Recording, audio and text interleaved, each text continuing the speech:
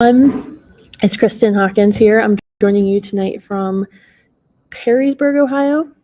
So our family road trip is continuing. We had to take our son to Michigan for some medical tests, and now we're waiting for our camper in a holding pattern in Ohio. So my third city in 3 days this week. And yes, to answer your question, I am exhausted, which is why I'm drinking wine out of a plastic bottle. Tell me to go to sleep after the show is over, and why I'm coming to you a little early. All right.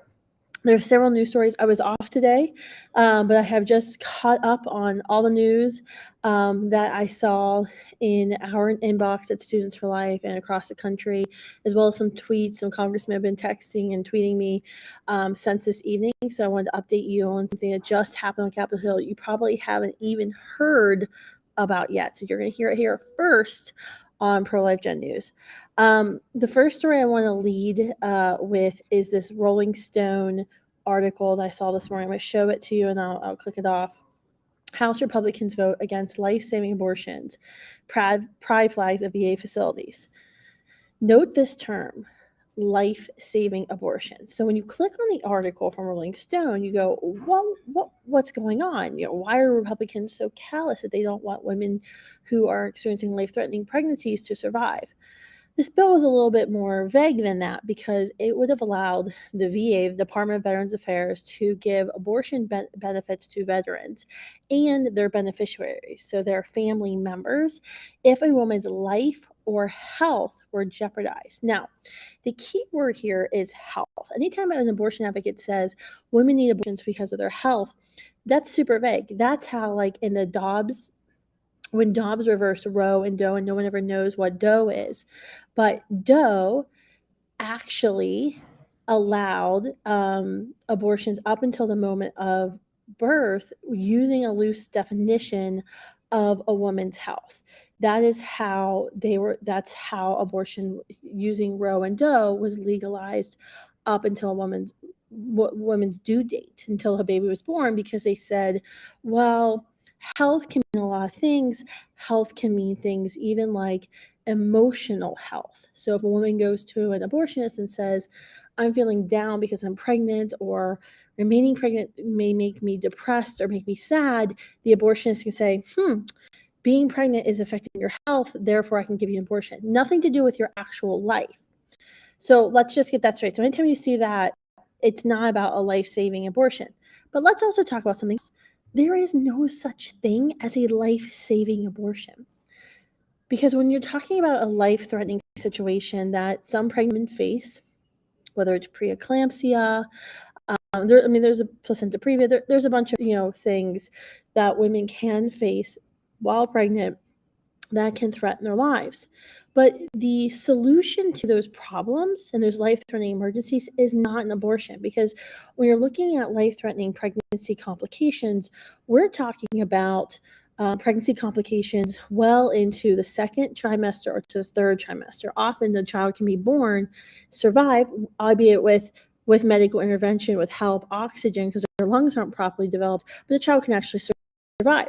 And if you think about logically, think about this, has done that late into pregnancy. So these conditions mostly develop after 20 weeks. Well, abortions, we know from Planned Parenthood, after 20 weeks happen and take place using digoxin, when digoxin is inserted into the womb as hard as possible to induce cardiac arrest.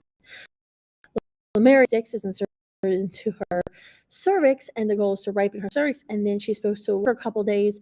In the words of one infamous late journalist, Leroy Carhart, letting the baby marinate like a slow cooker, and then she's supposed to deliver maybe 2 to 3 days. Think this: if a woman's experiencing a life-threatening she's pregnant, do you think it's a good idea to say, well, let's insert some poison into your womb, it causes a cardiac arrest, a heart attack, and kills your baby, and then we're going to make you go through labor and labor a dead baby three days later? Absolutely not. If a woman is experiencing a life-threatening pregnancy situation, the protocol isn't an abortion. The protocol is to go into the operating room and do an emergency C-section, to deliver the baby whole, to deliver the baby alive, knowing that the baby may not survive because the baby's lungs may not be developed enough, or, depending on where this is happening in the country and what kind of hospital it is, they may not have the medical technology that other hospitals do, but not actively going in and ending the life. When we talk about abortion, we're talking about direct abortion, intentional abortion. The goal is someone's heartbeat stops. There's a dead baby. That is not the goal in a life-threatening pregnancy situation. The goal in a life-threatening pregnancy situation is that both parties survive. And we consider that abortion. Even when you're talking about an ectopic pregnancy, which is life-threatening, happens in the first trimester, there is no abortion procedure that you can do that will actually end an ectopic pregnancy or save the life of the mother, because the child has implanted into the fallopian tube. No procedure goes into the fallopian tube and scrapes the child or removes the child from the fallopian tube. Abortions remove children from the uterus where a child's supposed to implant.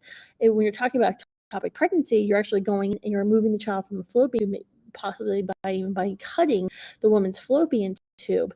And sadly, there is no medical technology. Not yet. It's probably coming with artificial womb, but there is no medical technology where you could re-implant the child into the mother's uterus or into an artificial womb so the child can continue to grow and survive and thrive. The child does die, but it's a passive act because the intention is to save life. The intention is not to go in to destroy life. And when medical technology allows us to save life, then the moral thing to do will be to try to save the child's life as well. See? There's a life-saving abortion. No such thing as a life-saving abortion. And to say that, I talked about the left keeps trying to say that in order to justify 100% of all abortions.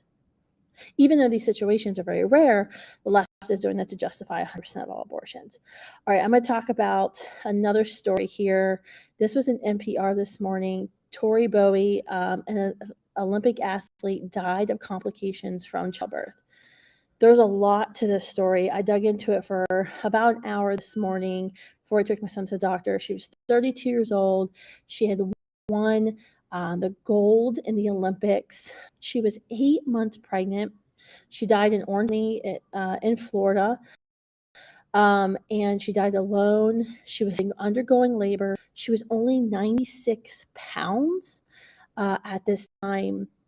And the thought is she might have suffered from preeclampsia, which is a sudden spike in blood pressure, or eclampsia, which is much more severe. It can include seizures and coma. Think about the youngest daughter of Downton Abbey. She died from eclampsia after her daughter was born.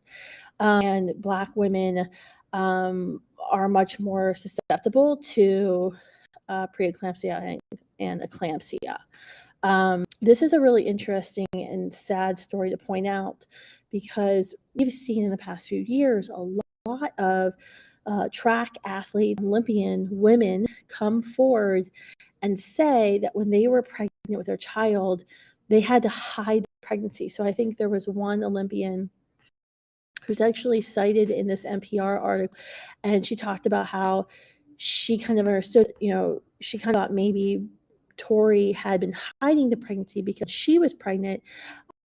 She was getting up at 4 a.m. to work out when no one else would even know she was pregnant, because there's so much pressure in the athletic world, if you're a female athlete, to have an abortion. Sadly, we see this on college campuses all the time. Girls are literally told to lose their athletic scholarship if they don't have an abortion by the coaches there, which is, by the way, completely. That's why at Students for Life, our Standing With You.org web, we actually have a whole section for pregnant student athletes to inform them of their rights, and that they can lose their scholarship, their athletic scholarship, because they're gestating another human being and have to give birth to another human being. That's discrimination. So this is a sad story. I mean, there's probably a lot more to this story. It has nothing to do with abortion. However, I assume, because I've seen what the news media and the abortion industry has done since last June 24th, I do assume some people are going to try to make into an abortion story. I think this has more to do with discriminatory nature of female athletes. It's pretty sad. All right, breaking news tonight. Congressman Bob Good, U.S. Congressman Bob Good of Virginia, just tweeted this out. 10 Republicans voted against the REINS Act, which would have stopped the Biden administration from passing, and through their administration, not through law, pro-abortion regulations. This is how we see a lot of times in Washington, D.C. Bad things happen that you don't even know about because it's not like being debated on the floor of the Senate or the House of Representatives.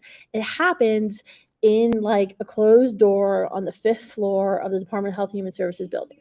And it's a government bureaucrat passing a regulation. They'll put it out. No one even knows it's going to happen, a little public commenting period, and then it goes into effect. And then the bureaucracy, the actual cabinet, they start funding abortion with your taxpayer dollars, and Congress has no say in it. So Bob Good has been pushing for the REINS Act, which essentially says we have the reins.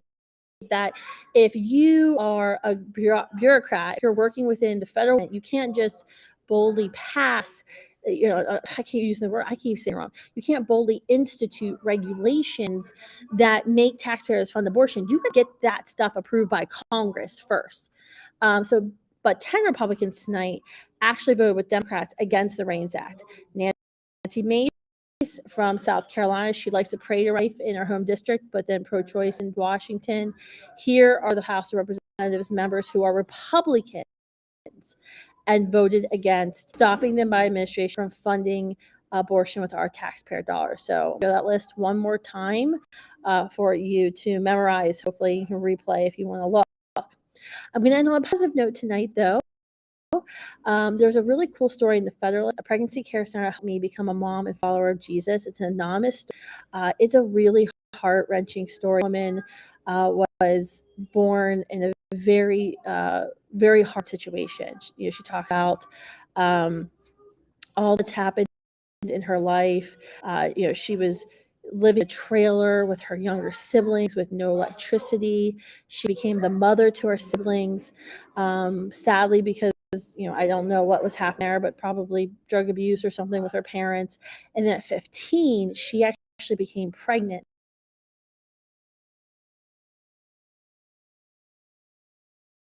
Which actually helped all of her siblings get placed into a safe family. And today she's so thankful she chose life. Not 4 years later, and she tells a wonderful story about how her life's turned. So you can check it out. A pregnancy center saved me and my baby. It's at the Federalist. That's enough for the news tonight. I know the connection is probably not great because I hotel using my phone to connect to the internet, but I'll hopefully be back tomorrow night on stable internet. I don't know. We'll see if my camper gets done. Please, Elkhart, Indiana, give me back my mobile travel house. But I hope you all are doing a good night. I'll talk to you